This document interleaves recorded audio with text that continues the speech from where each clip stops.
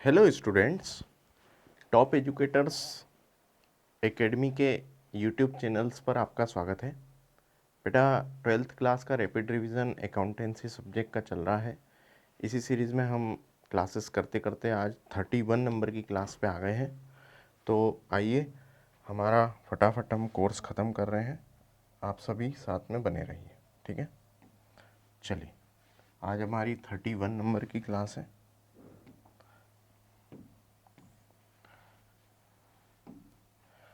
देखिए, कुछ क्वेश्चन है। अच्छा, एक बात और मैं बताना चाह रहा था। हमने फाइनेंशियल स्टेटमेंट वाला चैप्टर चालू कर दिया था, लेकिन उसमें आगे चल के उसका एनालिसिस वाला चैप्टर भी होता है। मैंने दोनों चैप्टर को मर्ज कर दिया है। एक्चुअली क्या है, दोनों अलग अलग पढ़ने से ठीक है आप एक साथ पढ़ लीजिए, तो कि दोनों का सेम वेटेज है, ठीक है। इसलिए फाइनेंशियल स्टेटमेंट और उसका एनालिसिस। तो चलिए बढ़ते हैं। देखें, right the meaning of analysis of financial statement. Financial statement के एनालिसिस से आपका क्या समझ है, ठीक है। वित्तीय विवरणों का विश्लेषण।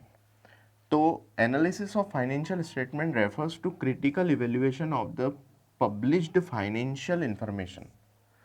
जो फाइनेंशियल इंफॉर्मेशन पब्लिश्ड हुई है उसका क्रिटिकल इवेल्युएशन करना, ठीक है। अब पब्लिश्ड फाइनेंशियल इंफॉर्मेशन क्या, बेटा, कंपनियों के जो फाइनेंशियल परफॉर्मेंस और फाइनेंशियल पोजीशन, जो भी रिजल्ट होते हैं वो पब्लिकली पेपर में पब्लिश होते हैं, ठीक है। पब्लिक उसको पढ़ती है, पढ़ने के बाद अपना जजमेंट लेती है, जजमेंट के बाद उस कंपनी के बारे में अपना विचार तय करती है और फिर इन्वेस्टमेंट का प्लान बनाती है। तो जो पब्लिश्ड इंफॉर्मेशन है, फाइनेंशियल इंफॉर्मेशन, उनका क्रिटिकल इवेल्युएशन करना। क्रिटिकल इवेल्युएशन का मतलब होता है आलोचनात्मक मूल्यांकन करना through a standard procedure so that the information can be used for taking various financial decision.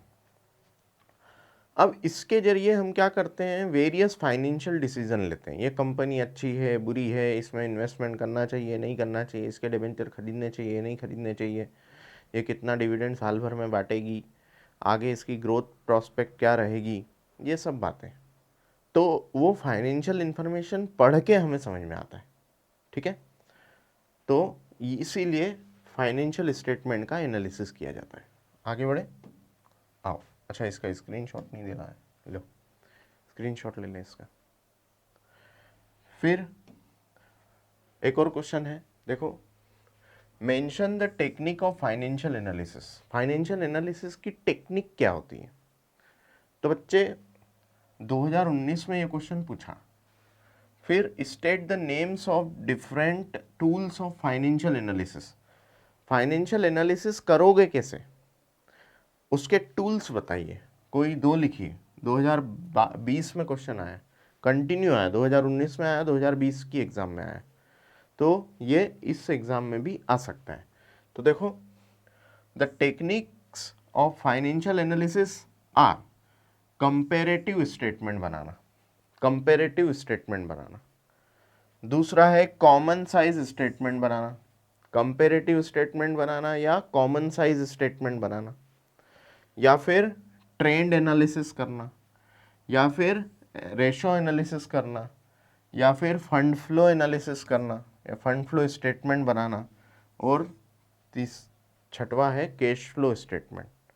ये कुछ टेक्निक्स हैं जिनके जरिए आप फाइनेंशियल इंफॉर्मेशन का एनालिसिस कर सकते हैं। बात आई कंपेरेटिव स्टेटमेंट की, तो कंपेरेटिव स्टेटमेंट का मतलब होता है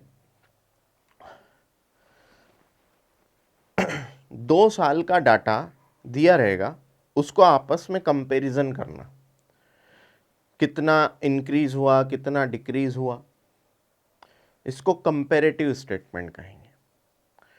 कॉमन साइज स्टेटमेंट क्या रहेगा, कॉमन साइज स्टेटमेंट का मतलब होगा कि आप ओवरऑल सेल को 100 मान लो और बाकी सबको 100 से परसेंट कैलकुलेट करो, कितने प्रतिशत उसमें एलिमेंट लग रहे हैं। जैसे मैं आपको बताऊं, जैसे आप प्रॉफिट एंड लॉस बनाते हैं, यहाँ पर सेल्स लिखते हैं, फिर अदर इनकम लिखते हैं, फिर इसका टोटल लगा देते हैं, फिर एक्सपेंसेस लिखते हैं। तो एक्सपेंसेस में भैया जो भी ऑपरेटिंग एक्सपेंस हैं वो लिखते हैं, फिर नॉन ऑपरेटिंग एक्सपेंस लिखते हैं,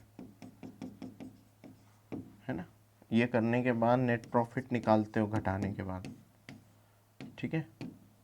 अब मुद्दा ये है कि यहाँ पर इसको 100 का टोटल मान लो, सॉरी इसको नहीं, सेल को, इसको नहीं, इसको 100 का टोटल इसको मान लो, किसको, सेल को। अब इससे इसका प्रतिशत कितना है, इससे ये टोटल प्रतिशत कितना बैठ रहा है, इसका इससे प्रतिशत कितना है, इसका इससे प्रतिशत कितना है, और इसका इससे प्रतिशत कितना है। मतलब सेल को बेस बनाकर सारे प्रतिशत निकाल लो। ये कॉमन साइज स्टेटमेंट में होता है, ठीक है। ट्रेंड एनालिसिस में क्या होता है कि आपके यहाँ पर बिजनेस का ट्रेंड कैसा है, इंक्रीजिंग ट्रेंड में जा रहा है या डिक्रीजिंग ट्रेंड में जा रहा है, सेल बढ़ रहा है या कम हो रहा है, नेट प्रॉफिट बढ़ रहा है या कम हो रहा है। इस प्रकार से ट्रेंड एनालिसिस किया जाता है, ठीक है। फिर रेशो एनालिसिस में कई प्रकार के रेशो निकाले जाते हैं। रेशो बोले तो GP ratio, net profit ratio, फिर अपना current ratio, quick ratio, super quick ratio, ये सब प्रकार के रेशो निकालकर उसका एनालिसिस किया जाता है, ठीक है। अगला है fund flow statement. Fund flow statement मतलब ओवरऑल फंड का फ्लो, ओवरऑल फंड का फ्लो कैसा है, ये फंड फ्लो स्टेटमेंट बनाया जाता है। आगे जब बड़ी क्लासेस में जाएंगे, जब बनाना सीखेंगे, 12th क्लास में only comparative statement, common size statement, cash flow statement और रेशो एनालिसिस, बस ये चीज़ें हैं। ट्रेंड एनालिसिस और fund flow analysis, fund flow statement आपके सिलेबस में अभी नहीं है, ठीक है। आगे आने वाले टाइम में आ जाए तो बात कह नहीं सकते, ठीक है। तो ratio, comparative statement, common size statement और कैश फ्लो स्टेटमेंट, ये चीज़ें आपके सिलेबस में। अपना लास्ट चैप्टर कैश फ्लो वाला आने वाला है और इसके बाद आपका रेशो एनालिसिस आने वाला है, ठीक है। आगे इसका स्क्रीनशॉट ले लें। तो ये कुछ टेक्निक है, ऐसी की ऐसी लिख के आ जाना है आपको, ठीक है।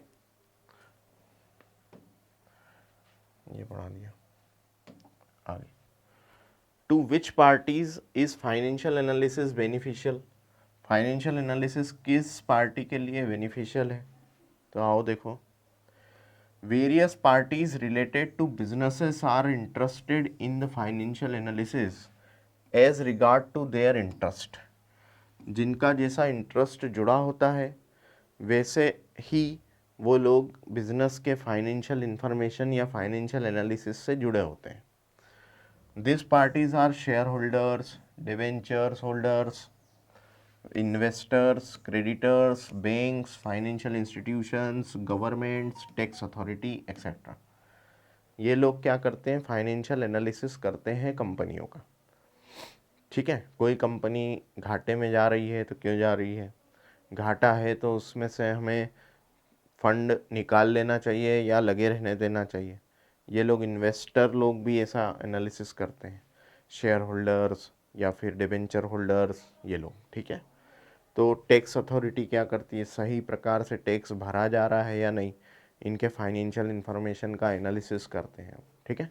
तो ये बात है। To which parties in financial statement analysis beneficial. Financial analysis किन के लिए बेनिफिशियल है, तो इन सब के लिए, ठीक है।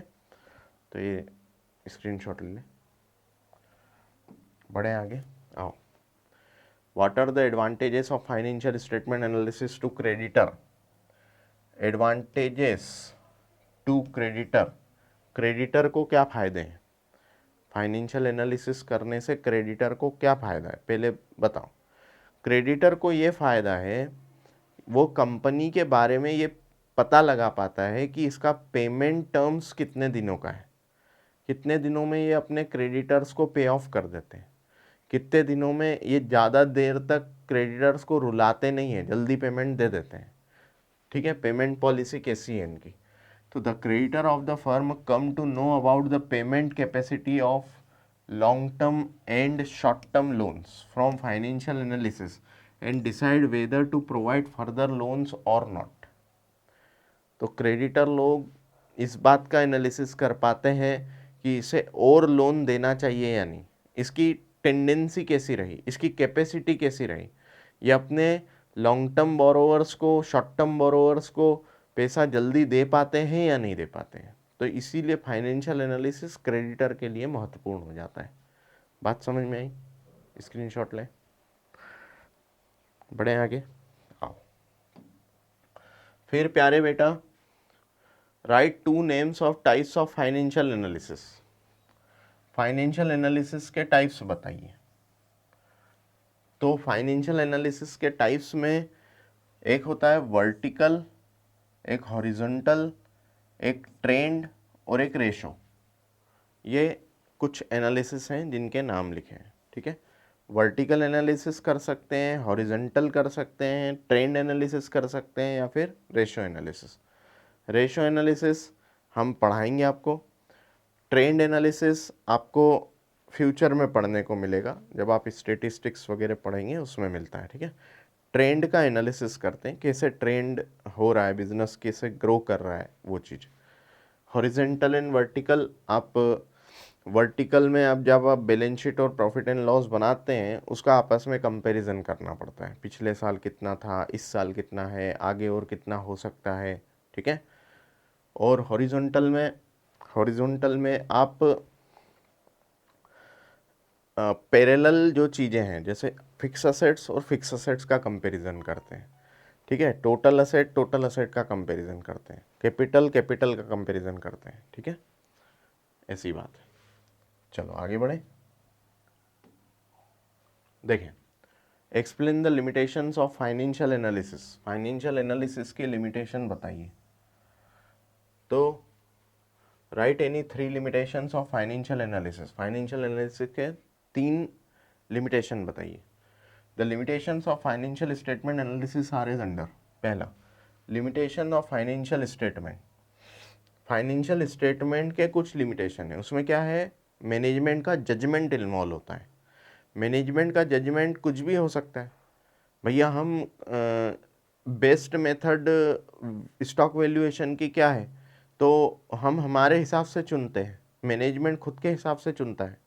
कई सारी मेथड बताई रखी है स्टॉक वैल्यूएशन से संबंधित।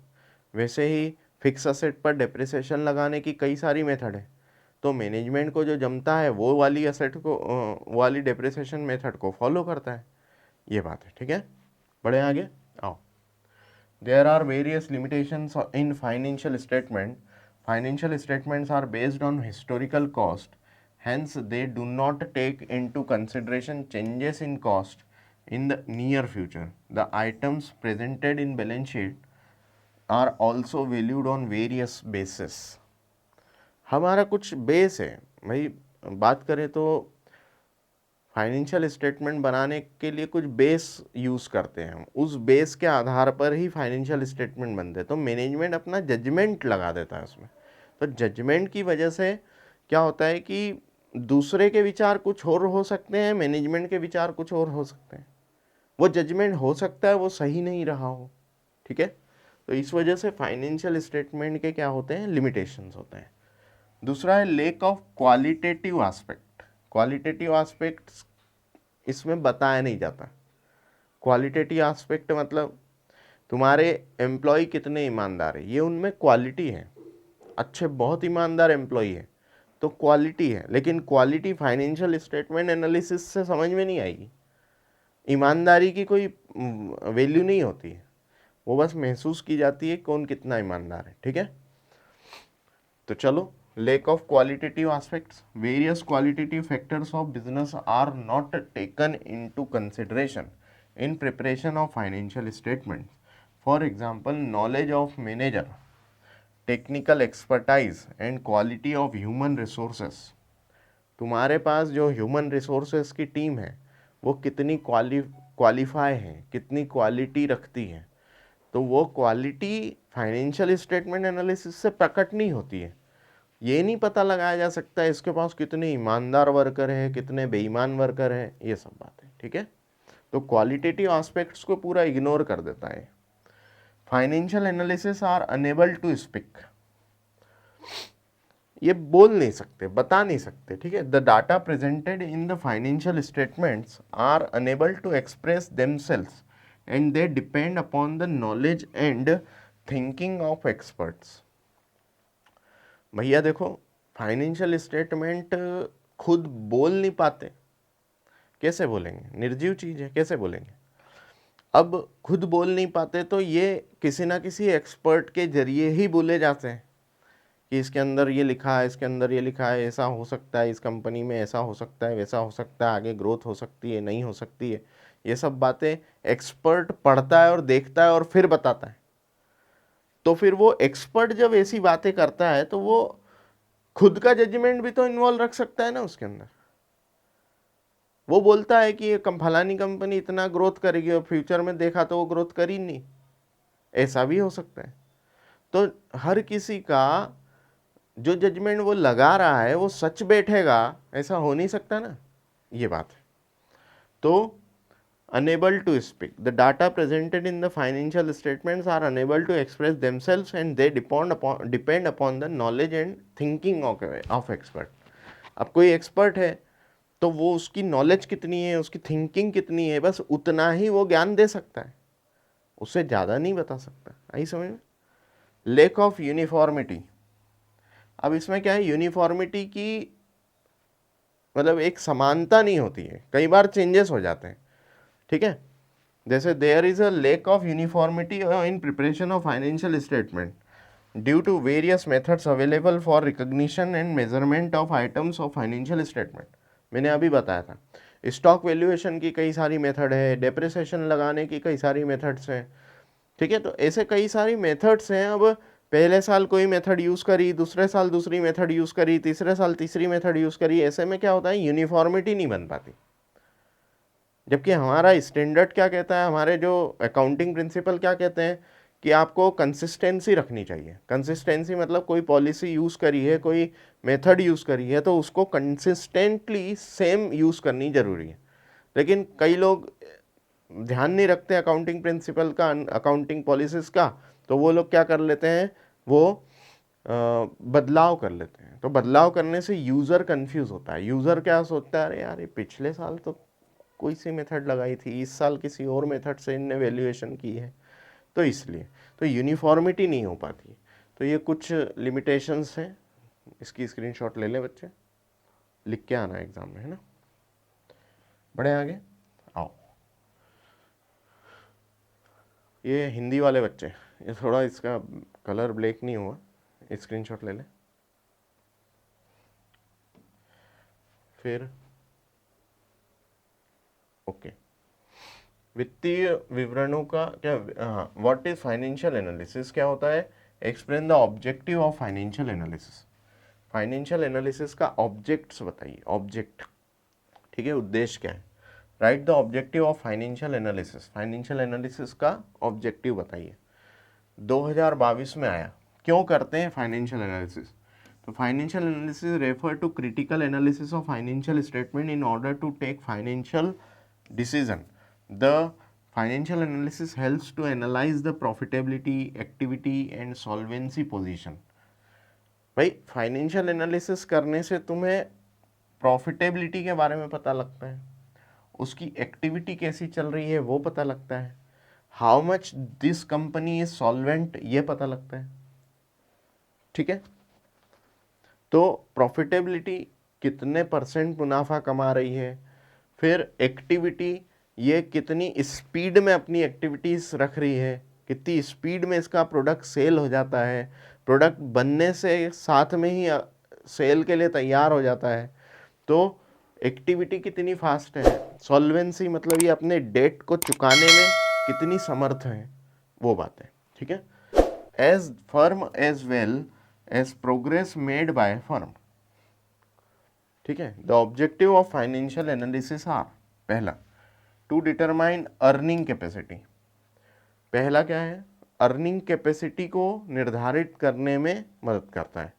The financial analysis is carried out to determine the earning capacity of the firm with the help of profitability ratio. Profitability ratio के आधार पर अर्निंग कैपेसिटी कितनी है वो पता लगाने में मदद करते हैं। दूसरा, to measure the operational efficiency. Operational efficiency को मापने में भी मदद करता है। तो financial analysis helps to measure the operational efficiency of the firm by comparing the data related to production, sales and expenses. Production कितना कर पा रहे, सेल्स कितना कर पा रहे, कितना खर्चा हो रहा, इन सब बातें को ऑपरेशनल एफिशिएंसी पता लगाते हैं। ऑपरेशनल एफिशिएंसी मतलब ऐसा तो नहीं है कि बिजनेस को ऑपरेट करने में ही दिक्कतें महसूस हो रही है, तो ऑपरेशनल एफिशिएंसी कैसी है, ऐसा तो नहीं है कि ऑपरेशन करते समय मतलब बिजनेस को चलाते समय ही दिक्कतें महसूस हो रही है, तो वैसा नहीं होना चाहिए। अगर वैसा होता है तो आप एनालिसिस में पकड़ा जाएंगे, फाइनेंशियल एनालिसिस में। ठीक है, और पकड़ा गए तो फिर अपने को उसका सुधार करने की आवश्यकता होती है। ओके, सेल्स ठीक हो रहा कि नहीं, आपका प्रोडक्शन में कोई दिक्कत तो नहीं है, खर्चों में कोई दिक्कत तो नहीं है, आप खर्चों का भुगतान बराबर कर पा रहे कि नहीं, सेल्स हो रहा तो वसूली कर पा रहे कि नहीं, प्रोडक्शन हो रहा है तो रॉ मटेरियल प्रॉपर मिल रहा कि नहीं, प्रोडक्शन की एक्टिविटीज़ में सब काम बढ़िया चल रहे कि नहीं, लेबर टाइम पे मिल पा रहे कि नहीं, ये सब बातें। ठीक है, आगे टू जज the financial soundness. Financial soundness पता लगाने में, ठीक है, financial analysis provide information related to long term and short term financial position of the firm which is beneficial to various creditors, money lenders and investors. Financial soundness कैसी है, आप आपके date का भुगतान कर पाएंगे या नहीं, आप सो मच साउंड है या नहीं। ठीक है, किस मामले में, आपके लेनदारों को चुकाने में, क्रेडिटर्स को पेमेंट करने में, बोरोवर्स को पेमेंट करने में, ठीक है, मनी लेंडर्स जो हैं उनको पेमेंट करने में, इनमें आप साउंड है या नहीं, इस बारे में जज कर पाते हैं हम। बजट फॉर्मुलेशन, बजट बनाने में भी फाइनेंशियल एनालिसिस मदद करता है। The analysis and examination of financial statement is helpful in determining the future activities and scope of the business, which in turn is helpful in preparing financial budget। अरे budget कैसे बनेगा, आपको financial analysis ही नहीं करते आएगा तो budget नहीं बना पाएंगे। बजट बनाने में भी फाइनेंशियल एनालिसिस मदद करता है। ठीक है, आने वाले फ्यूचर में हम क्या और करना चाहते हैं, क्या हम लाना चाहते हैं, ठीक है, उसके लिए बजट बनाना। इकोनॉमिक डेवलपमेंट, ठीक है, with the help of analysis of financial statement the government is able to determine progress made in area of economic development। भाई आप जिस सेक्टर में काम करते हैं उस सेक्टर में कितना एम्प्लॉयमेंट जनरेट कर पा रहे हैं, एम्प्लॉयमेंट जनरेट करने से आपका बिजनेस कितना ग्रोथ कर पा रहा है, आपके बिजनेस की एनालिसिस करने के बाद गवर्नमेंट पता लगाती है इकोनॉमी में बेनिफिट कितना हुआ है, आप कितना टैक्स भर पा रहे हैं, कितने लोगों का रोजगार बन रहा है आपकी वजह से, ये सब बातें। ठीक है, the analysis helps the government in creation of policy, determination of taxes and priority sector for investment. Government in बातों का डिसाइड कर पाती है कि क्या पॉलिसी बनानी चाहिए, टैक्सेस कितना निर्धारित होगा, और प्रायोरिटी सेक्टर मतलब एग्रीकल्चरल सेक्टर जो है उसमें इन्वेस्टमेंट के क्या क्या चांसेस हैं। ठीक है, आगे trade union. The trade union utilize the information of financial analysis in order to negotiate their salary, bonus and other benefits considering the profitability of the firm.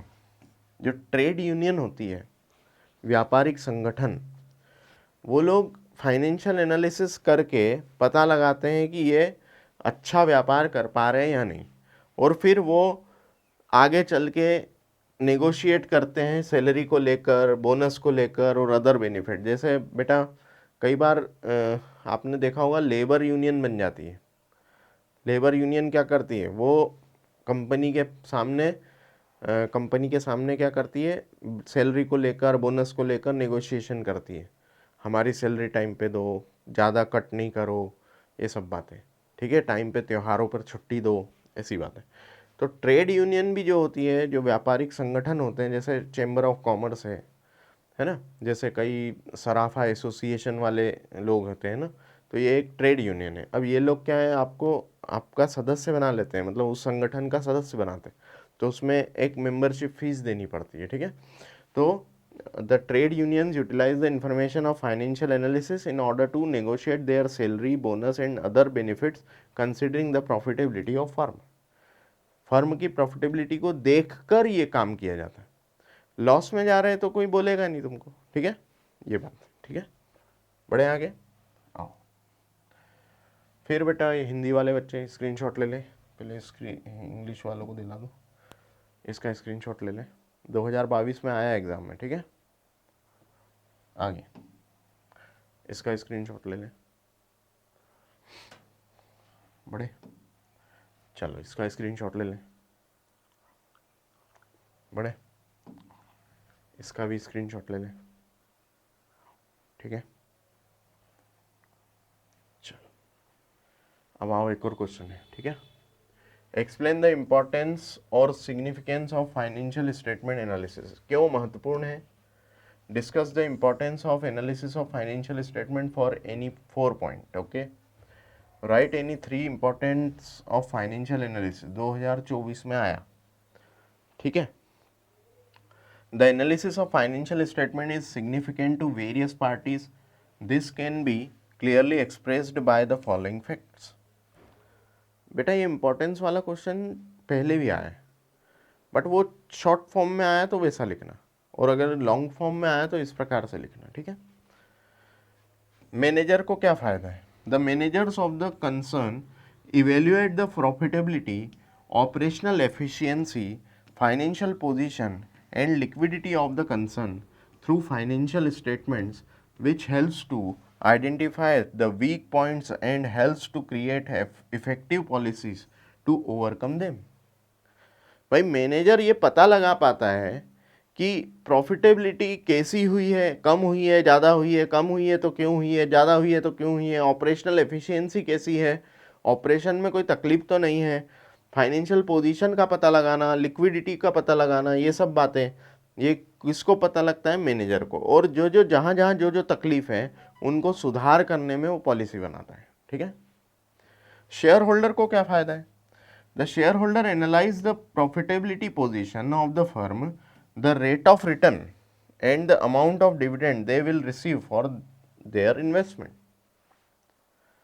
तो शेयर होल्डर को ये फायदा है, वो पता लगा पाते हैं कि जो हम इन्वेस्टमेंट किए हैं वो ठीक चल रहे हैं कि नहीं, ठीक है। तो इन्वेस्टमेंट जो किए हैं वो ठीक चल रहे हैं या नहीं, ओके।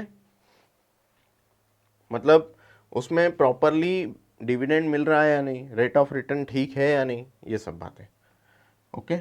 बढ़े आगे, चलो। क्रेडिटर को क्या फ़ायदा है, क्रेडिटर को ये फ़ायदा है कि द क्रेडिटर जज the long term and short term solvency, ये अपने डेट क्लियर कर पा रहे हैं या नहीं, ठीक है, of the firm through financial analysis and decide whether to provide credit or withdraw their funds from business। अगर बिजनेस में बहुत तकलीफ़ें हैं तो फिर क्रेडिटर लोग भी बोलते हैं यार अब हम उधार नहीं देंगे भैया, बहुत हुआ सम्मान, अब नहीं दे पाएंगे, ठीक है।